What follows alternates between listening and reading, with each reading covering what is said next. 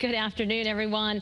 We're tracking right now just a few spotty showers. I mean, this is very isolated and very light in nature on the only live radar in the state. So let's just kind of zoom in on that main little area where there's just a few little showers right in and around stores. So east of I-91 so far is where we're seeing the development. As we kind of take a look at the view from space, we've had plenty of clouds develop ahead of this approaching front and very little in the way of shower activity.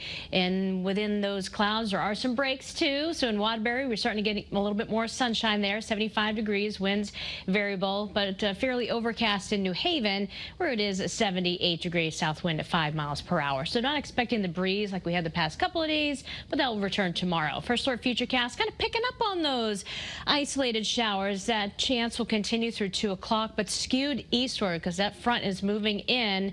And then as we get towards 4, this is it for rain chances. After that, it just kind of fades away, and we're going to clear on out tonight. So the comfort index today, because the dew points are in the 60s, it does make it feel a little muggy outside, but these numbers are going to be going down, and so will our overnight lows, and our highs will be changing too. So the feels like trend today, feeling in the low 80s, a little sweaty weather, but eventually it's going to become sweater weather across our state. We're going to cool off tonight. Humidity is going to drop. It's going to be a nice evening outside. Maybe you like to do a random fire pit. That could be the night for you. Otherwise, you have several nights to choose from. We're getting down to the 50s tonight, so it's going to feel very refreshing tomorrow morning. Again, you might need that long sleeve with kiddos out at the bus stop, but that walk tomorrow is going to feel so much nicer than maybe it did this morning for you. So we're talking about by 7 o'clock, around 60 degrees, bright conditions, and highs falling short of average. Average is 82.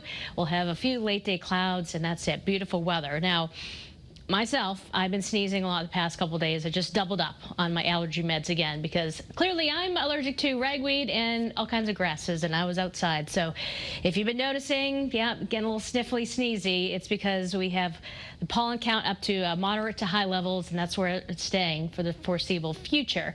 But the mugginess isn't staying, and we have a brief spike, which still isn't bad at all, into the 50s, the dew points, and that's going to be Friday. That's going to set the stage for our next chance for some rain. Now, clearly looking at the model comparison, one model's a lot lighter and maybe a little bit faster than the other one. So there are some differences and things we're going to fine tune, but we'll keep you updated here also on the First Alert weather app as to our next rain chance after today. We've been tracking the tropics, but so far so good.